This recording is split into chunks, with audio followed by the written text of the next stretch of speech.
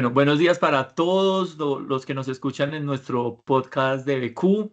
El día de hoy tenemos un invitado muy especial que es Camilo Morales y el tema es mucho más interesante porque vamos a hablar de gas natural. Camilo es el secretario general de Naturgas, entonces le voy a dar la palabra para que él también ahí nos cuente un poco más sobre su trayectoria, sobre lo que hace en Naturgas y bueno, un poco también sobre lo que hace esta agremiación. Buenos días, Camilo. Muchas gracias por acompañarnos en este podcast. Juan Diego, muy buenos días a ti y a todos los que ven este podcast. Encantado de estar de la mano de BQ Ingeniería en este programa. Y bueno, pues aceptando esta invitación, primero quiero contarte un poco acerca de Naturgas. Naturgas es la Asociación Colombiana de Gas Natural. Nosotros representamos al 98% de la industria de gas natural en Colombia en toda la cadena de valor. Desde el que produce el gas natural, los que lo transportan y lo distribuyen a través de redes. Así que llegamos a cada uno de los 36 millones de colombianos que hoy utilizan este energético para su día a día. Me preguntabas acerca de mí, de mi rol, de qué hago en Naturgas. Pues bueno, allí soy el secretario general. Como secretario general estoy a cargo tanto de muchos temas administrativos de la organización como, por supuesto, acompañar la estrategia de expansión de uso del gas en Colombia, que pasa por muchas aristas.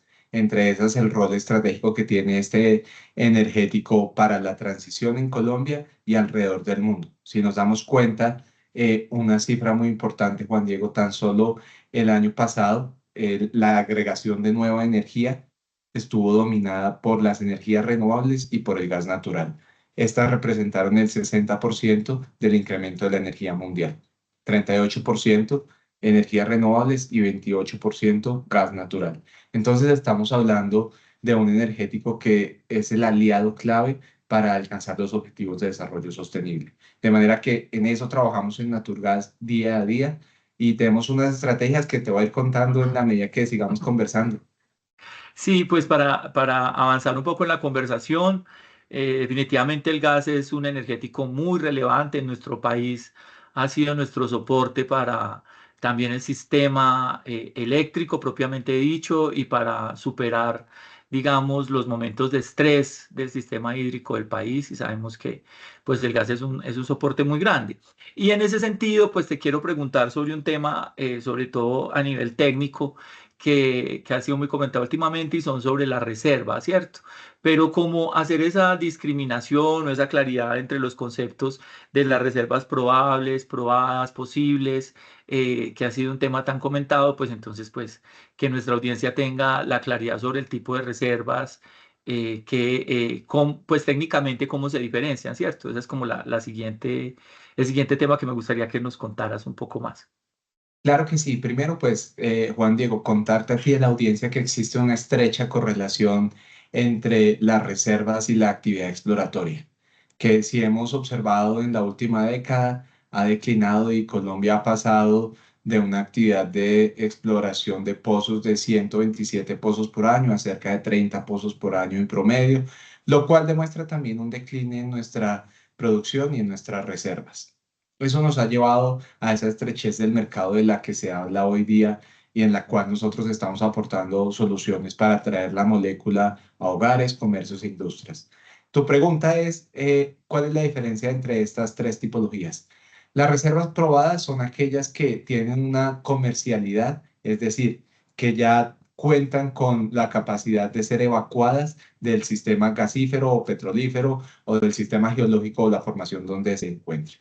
Las reservas eh, posibles son aquellas que pueden ser comerciales, pero que dependen de alguna contingencia o que no pueden ser evacuadas. Te voy a poner un ejemplo. En este momento, pues tenemos reservas probadas en la cuenca de Sinú San Jacinto, particularmente compañías como Canacol, como Ocol, que ya están, luego de hacer sus análisis geológicos, llevando este gas en estado de pruebas a comercialidad.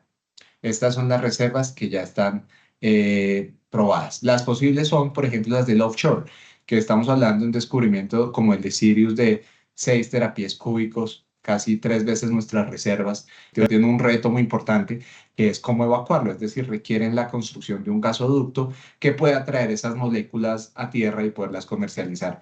Cuando esas moléculas cuenten con el gasoducto, pasan de ser unas reservas posibles a ser unas reservas ya aprobadas. Entonces, eso como para entender un poco la diferencia entre los recursos. Muy bien. Siempre escuchamos y entendemos que en Colombia hay gas, pero pues haciendo esa diferencia, pues sabemos que a pesar de que hayan reservas probadas, pues se necesita pues toda la infraestructura, todos los tubos para que estas reservas lleguen efectivamente al usuario final, a la demanda. Y en ese sentido también hay otro tema que pues también desde el punto de vista técnico queríamos abordar y es sobre la propiedad del gas. Y este digamos que es un concepto regulatorio, un poco sobre quién es el dueño del gas, en particular en Colombia, que es un tema pues de país y de regulación, en donde sabemos por ejemplo que el subsuelo le pertenece al Estado. Y entonces todo lo que hay en el subsuelo le pertenece al Estado, pero ahí hay unas concesiones para explotación, pero quisieras que nos cuentes un poco más sobre este marco legal de cómo el gas le pertenece al Estado y entonces cómo son estas concesiones que se entregan pues para explotarlo y que finalmente los usuarios finales pagan claramente por un energético que necesita ser llevado hasta sus hogares, a pesar de que esté, digamos, en el subsuelo y le pertenezca al Estado, hay muchas facilidades que toca construir para que finalmente llegue, digamos, pues a la estufa, ¿cierto? O al calentador de agua o a la industria. Entonces, esa es la otra pregunta que queríamos abordar. Claro que sí, Juan Diego. Bueno, no, mira, tienes toda la razón. ¿A quién le pertenece el recurso? Le pertenece a todos los colombianos. El subsuelo es propiedad del Estado, a diferencia en Estados Unidos que pertenece a tierras pues, de particulares y se puede negociar directamente con particulares. Aquí, pues constitucionalmente, el subsuelo es del Estado. Dicho eso, en el año 2003 se crea la Agencia Nacional de Hidrocarburos, un poco pensando en dividir los poderes. Por aquel entonces Ecopetrol hacía de juez y parte, es decir, tenía el derecho contractual de la propiedad del recurso y también podía asignar contratos con terceros. Esto, digamos que desde un punto de vista de competencia, pues nos generaba cierta falta de competitividad frente a mercados internacionales. Entonces, al dividir un poco esas facultades, se crea la Agencia Nacional de Hidrocarburos, quien es la encargada de administrar los recursos hidrocarburíferos del país. Con esa facultad presidencial, la Agencia Nacional de Hidrocarburos puede seleccionar áreas con potencial hidrocarburífero. Digamos que hay una pregunta muy recurrente, Juan Diego, y es si es que se pueden asignar áreas para gas o áreas para o áreas para petróleo. Es muy difícil saber por la geología. Digamos que en algún momento el premio mayor siempre era encontrar líquidos y poder llevarlos lo más pronto a superficie. Ahora que hablamos de transición energética y del rol estratégico del gas, muchas de las formaciones geológicas o mucho de lo que buscan los geólogos está asociado a la posibilidad de llevar a producción de gas natural los pozos. Entonces, esa es una aclaración muy importante porque no se puede diferenciar un área de la otra. Volviendo entonces al tema, la Agencia Nacional de Hidrocarburos selecciona unas áreas o unas cuencas. Dentro de estas cuencas delimita bloques. Estos bloques son asignados mediante mecanismos denominados rondas. En estas rondas, cada uno de los participantes, que pueden ser compañías como el caso de Ecopetrol, que ahora está habilitada para participar en las rondas, ya no es juez y parte, y compañías internacionales o nacionales, si así fuese, pueden participar mejorando las condiciones de inversión de cada una de las áreas, es decir, a través de mecanismos competitivos, entregando más actividad exploratoria, entregando más actividad geológica, entregando más información, generando más empleo, etcétera. Entonces, a través de esos mecanismos denominados rondas es que se asignan los bloques en Colombia y podemos descubrir el potencial que tenemos. Entonces, esa es la forma en la que se asigna el gas al ser propiedad del Estado o el subsuelo propiedad del Estado, pues paga unas regalías y genera unos impuestos que se ven reflejados pues seguramente en las actividades o el pago de regalías que se le gira a los territorios donde hay producción y el pago de dividendos por parte de Ecopetrol a sus acreedores, que somos todos los colombianos. Esa era la segunda pregunta, pues entendiendo ese asunto, pues quería preguntarte cómo eran las regalías, pero entonces no volvamos sobre ese tema, sino que vayámonos a hablar ya de la interconexión gasífera colombiana. Digamos que el gas natural es muy importante, es un energético que realmente, hay varios estudios que demuestran que es el más eficiente, por ejemplo, para cocinar. Entonces, realmente mejora la calidad de vida de quien tiene gas natural y adicional a eso, hay comunidades que incluso pueden salir de la pobreza energética al tener este energético. Y en ese sentido, pues queríamos revisar un poco sobre cómo está Colombia en cuanto a cobertura de gas. ¿A qué regiones actualmente llega el gas y cuáles son las regiones pendientes de que energicemos? Entendemos, por ejemplo, que en Perú está pendiente que el gas de Camisea pueda llegar hasta Arequipa y hay un desarrollo importante que están haciendo, entendiendo la necesidad del gas natural en las regiones y el soporte que el gas natural brinda, sobre todo a la generación de energía eléctrica. En Arequipa, otro de los fuertes incentivos para llegar ese gas hasta allá, pues es el desarrollo de renovables y que necesitan una energía firme que sustente esa generación. Pero en Colombia, en particular, pues entendemos que nosotros claramente abrimos, digamos, la llave y tenemos ya el calentador prendido con gas o podemos usar nuestro energético sin ningún inconveniente. Pero ¿cómo estamos en esas redes y cuáles son, digamos, las zonas que están pendientes de tener ese gas? Hablando del gas domiciliario, ¿cierto? Claro que sí, pues Juan Diego, muy buen punto, porque Colombia es un caso de éxito a nivel mundial en materia de penetración del gas natural. Cerca del 70% de los colombianos tienen acceso a este para la cocción de sus alimentos día a día. Estamos hablando de 36 millones de colombianos.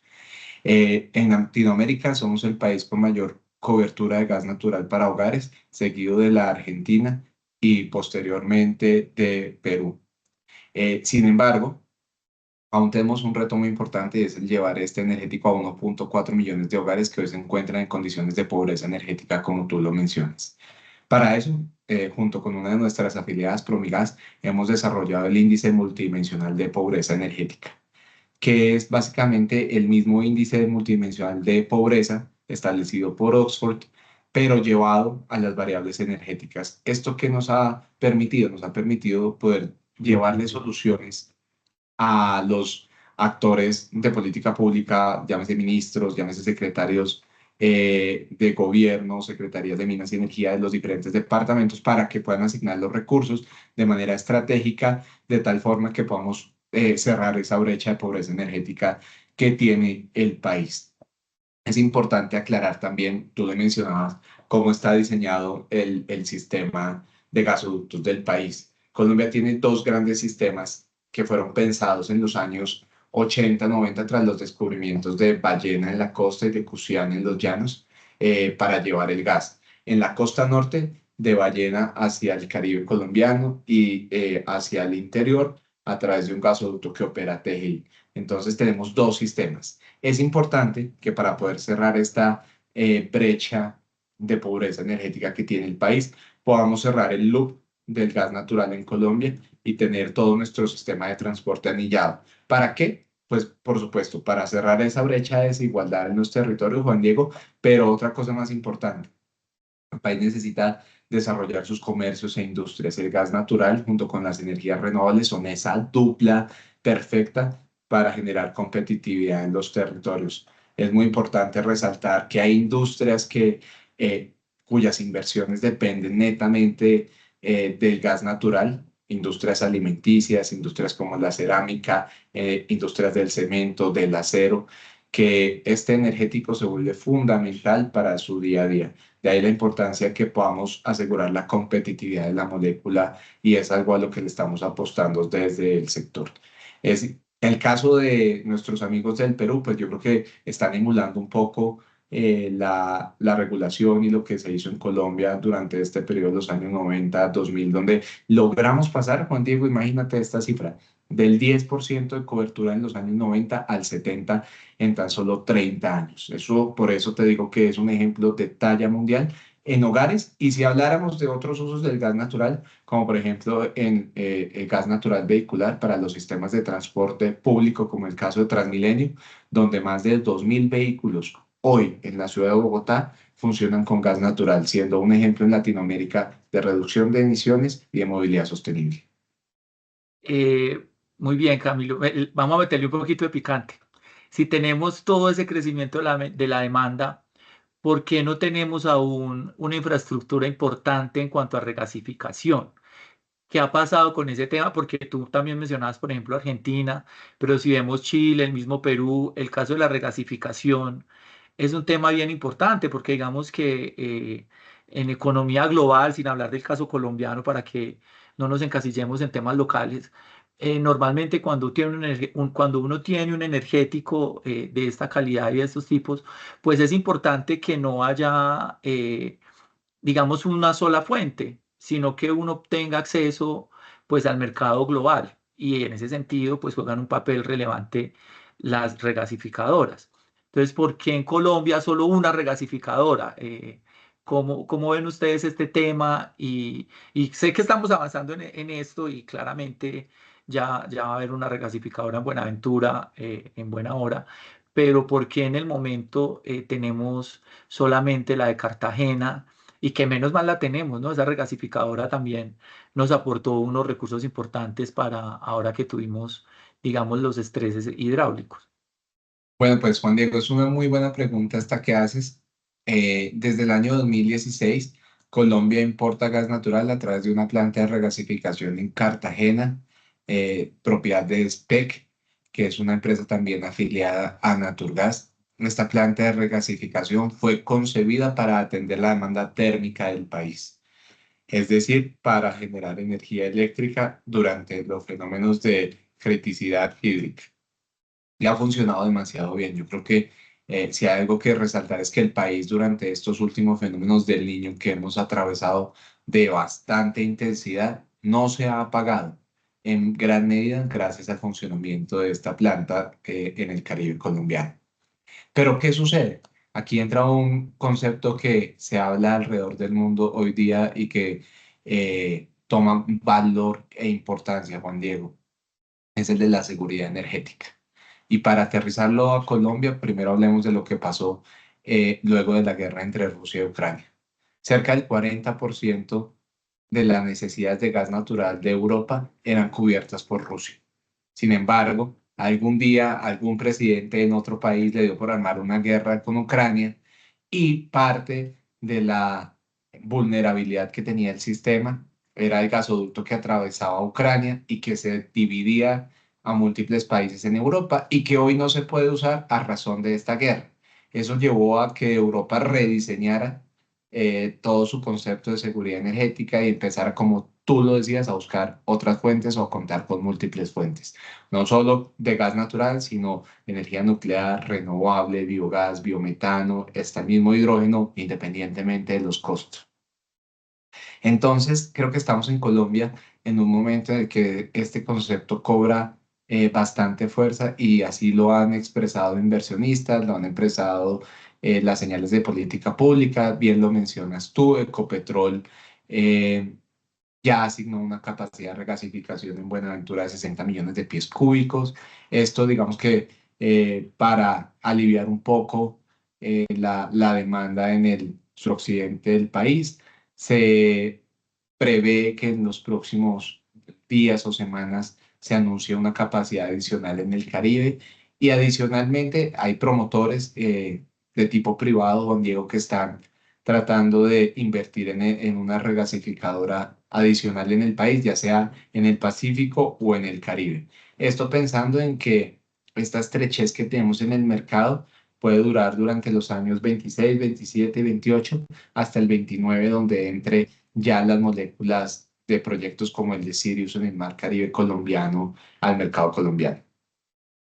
Perfecto, no, pues para terminar, agradecerte por haber participado con nosotros en este espacio. Definitivamente para BQ Naturgas es una agremiación muy relevante en el país. Agradecerles por esa excelente función que hacen, decirles que pues de parte de ECU cuentan con toda nuestra solidaridad y todo nuestro apoyo, que definitivamente este tipo de iniciativas son muy necesarias para el país. Y a ti pues también muchas gracias que también nos has permitido hablar sobre los otros mercados que tenemos. De pronto te invitamos a un próximo episodio en el que hablemos de pronto solamente de Perú o de Ecuador, que son nuestros otros países en los que tenemos, digamos, operación comercial.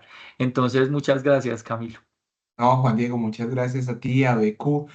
A nosotros nos encanta poder participar en este tipo de escenarios para multiplicar el mensaje alrededor de la importancia del gas natural, más si es de la mano de una empresa colombiana con más de 25 años de experiencia que genera empleo, que aporta al desarrollo y al crecimiento del país. Y les dejo este último mensaje. El gas natural tiene cuatro elementos que desde nuestra estrategia en Naturgas puede contribuir a Colombia y a su crecimiento. El primero, la reducción de la pobreza energética. Tenemos que cerrar esa brecha de desigualdad, particularmente en los territorios. Segundo, la movilidad sostenible. Hay que apostarle a que podamos abatir las emisiones de segmentos tan estratégicos como el de transporte de carga pesada. Tercero, la lucha contra el cambio climático. Si los sistemas renovables que están ampliándose y masificándose en el país cuentan con un respaldo de gas natural y no de otros energéticos más contaminantes, pues alcanzaríamos a reducir cerca de un 50% de las emisiones de CO2 y así poder cumplir con las metas de cambio climático. Y una última idea, Juan Diego, no menos importante, que podamos ser productores de fertilizantes. Hay que recordar que el gas natural puede producir fertilizantes como la amonia, entre otros, y allí hay una oportunidad grande para el país para poder desarrollar ese campo colombiano que tanto queremos. Entonces, mil gracias por la invitación y cuenten conmigo, con Naturgas, para este tipo de escenarios siempre. Muchas gracias, Camilo. Feliz día para todos. Gracias. Chao.